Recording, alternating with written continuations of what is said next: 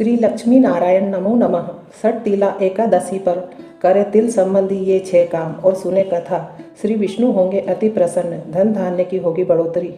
षठ तिला एकादशी के दिन भगवान विष्णु की पूजा करने के साथ साथ तिल का इस तरह से इस्तेमाल करना लाभकारी होता है। हिंदू धर्म में षठ तिला एकादशी का विशेष महत्व है। इस दिन भगवान विष्णु की विधिवत पूजा करने के साथ व्रत रखने का विधान है। माना जाता है कि माघ मास के कृष्ण पक्ष की एकादशी तिथि को व्रत रखने से साधक के जीवन में हर समस्या समाप्त हो जाती है और सुख समृद्धि की प्राप्ति होने के साथ जाने अनजाने किए गए पापों से भी मुक्ति मिल जाती है। इसके साथ ही षठ तिला एकादशी के दिन तिल का इस्तेमाल करना काफ़ी शुभ माना जाता है। बता दें, इस बार षठ तिला एकादशी का व्रत 6 फरवरी 2024 को रखा जा रहा है। आइए जानते हैं कि इस दिन कैसे करें तिल का इस्तेमाल। षठ तिला शब्द 6 तरह के तिल से मिलकर बना है, इसलिए इस दिन तिल का इस्तेमाल करके सुख समृद्धि धन संपदा की प्राप्ति होती है। माना जाता है कि तिल की उत्पत्ति भगवान विष्णु के पसीने से हुई थी। इसके साथ ही पितरों का भी आशीर्वाद प्राप्त होता है। आइए जानते हैं षठ तिला एकादशी के दिन किन 6 तरीकों से करें इस्तेमाल। तिल स्नान। षठ तिला एकादशी के दिन स्नान दान का विशेष महत्व है। इस दिन अगर पवित्र नदी में स्नान के लिए नहीं जा सकते तो घर में ही नहाने वाले पानी में थोड़ा सा गंगा जल के साथ थोड़े से तिल डाल लें। ऐसा करना शुभ माना जाता है। तिल का उपटन। हिंदू धर्म के अनुसार षठ तिला एकादशी के दिन तिल का उपटन लगाने का विशेष महत्व है। मान्यता है कि इस दिन तिल का उपटन लगाने से रोगों से मुक्ति मिल जाती है। तिलोदक। षठ तिला एकादशी के दिन अंजलि में जल और तिल डालकर पितरों का तर्पण जरूर करें। ऐसा करने से पितरों का आशीर्वाद प्राप्त होता है। तिल का हवन। षठ तिला एकादशी के दिन भगवान विष्णु की पूजा करने के साथ हवन करना काफ़ी शुभ माना जाता है। इसके साथ ही हवन में तिल जरूर अर्पित करें। तिल का भोजन। षठ तिला एकादशी के दिन किसी न किसी तरह से तिल का जरूर शामिल करना चाहिए, इससे शुभ फलों की प्राप्ति होगी। तिल का दान। षठ तिला एकादशी के दिन स्नान दान का विशेष महत्व है। इसके साथ ही इस तिल का दान जरूर करना चाहिए। ऐसा करने से शनि देव की अशुभ स्थिति का प्रभाव कम होता है। षठ तिला एकादशी की कथा। एक समय दालभय ऋषि ने पुलस्त्य ऋषि से पूछा, मनुष्य मृत्यु लोक में लोभ, असत्य भाषण, अनाचार, दूसरे के धन की चोरी, दूसरे की उन्नति देखकर ईर्ष्या करना आदि महापाप करते हैं, परंतु फिर भी उन सबके नरक प्राप्त नहीं होता, सो क्या कारण है? वह कौन सा अल्प दान या पूर्ण दान करते हैं? इस पर पुलस्त्य ऋषि बोले, हे महाभाग, आपने मुझसे अत्यंत गंभीर प्रश्न पूछा है।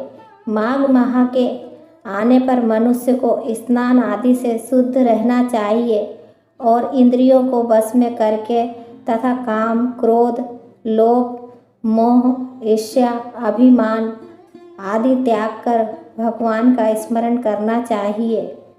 उसको हाथ पैर धोकर पुष्य नक्षत्र में गोबर, कपास, तिल मिलाकर कंडे बनाने चाहिए। उन कंडों से 108 बार हवन करें और यदि उस दिन मूल नक्षत्र और द्वादशी हो तो नियम से रहे। स्नान आदि नित्य क्रिया से शुद्ध होकर भगवान की पूजा कीर्तन करना चाहिए। एकादशी के दिन व्रत और रात्रि को जागरण तथा हवन करना चाहिए। उसके दूसरे दिन धूप दीप नैवेद्य से श्री कृष्ण भगवान की पूजा खिचड़ी का भोग लगाना चाहिए। उनको पेठा, नारियल, सीताफल या सुपारी सहित अर्घ्य देना चाहिए और फिर उनकी स्तुति करना चाहिए।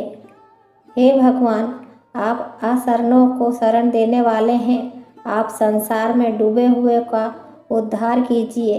हे पुंडरीकाक्ष, हे कमल नेत्रधारी, हे विश्व भगवान, हे जगत गुरु, आप सभी सहित मेरे इस तुच्छ अधैर्य को स्वीकार कीजिए। ऐसा निवेदन कर दान और भोजन में तिल का स्थान श्रेष्ठ है, अतः मनुष्य को तिल दान करना चाहिए। तिल स्नान, तिल का उपटन, तिल का हवन, तिल का भोजन, तिल का दान, यह सब सठ तिला कहलाती है। इनके ग्रहण करने से अनेक प्रकार के पाप नष्ट हो जाते हैं। इसी प्रकार नारद के पूछने पर श्री कृष्ण भगवान बोले, हे नारद, प्राचीन काल में मृत्युलोक में एक ब्राह्मणी थी। वह सदैव व्रत किया करती थी। एक समय वह एक माह तक व्रत करती रही। इससे इसका शरीर अत्यंत दुर्लभ हो गया। उसने कभी भी देवताओं तथा ब्राह्मणों को धन तथा अन्नदान नहीं किया था। इस प्रकार मैंने सोचा कि इस ब्राह्मणी ने व्रत आदि से अपना शरीर तो शुद्ध कर लिया है, जिससे इसे वैष्णव लोग तो मिल जाएगा, परंतु इसने कभी अन्नदान नहीं किया। इससे इसकी तृप्ति होना कठिन है। ऐसा सोचकर मैं मृत्यु लोक गया और उस ब्राह्मणी से अन्न मांगा। उसने मुझे ना देकर मिट्टी का पिंड दिया। मैं उसे लेकर स्वर्ग लौट आया। कुछ समय बीतने पर ब्राह्मणी भी शरीर त्याग कर स्वर्ग आई। मृत पिंड के प्रभाव से उसे एक ग्रह तो मिला, परंतु उसने अपने घर की वस्तुओं से शून्य पाया। वह मेरे पास आई और बोली, हे भगवान, मैंने अनेक व्रत आदि से आपकी पूजा की है, परंतु फिर भी मेरा घर वस्तुओं से शून्य है। मैंने कहा, तुमने कभी किसी वस्तु का दान नहीं किया। अब तुम अपने घर जाओ। देव स्त्रियां तुम्हें देखने आएगी।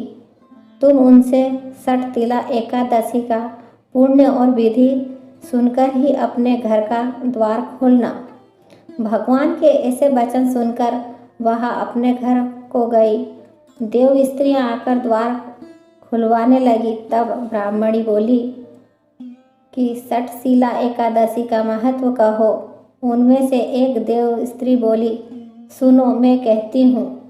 जब उसने सठ तिला एकादशी का महत्व सुना दिया, तब उसने द्वार खोला। ब्राह्मणी ने भी स्त्रियों के कहे अनुसार सठ तिला का व्रत किया और उसके प्रभाव से उनका ग्रह धन धान्य से भरपूर हो गया।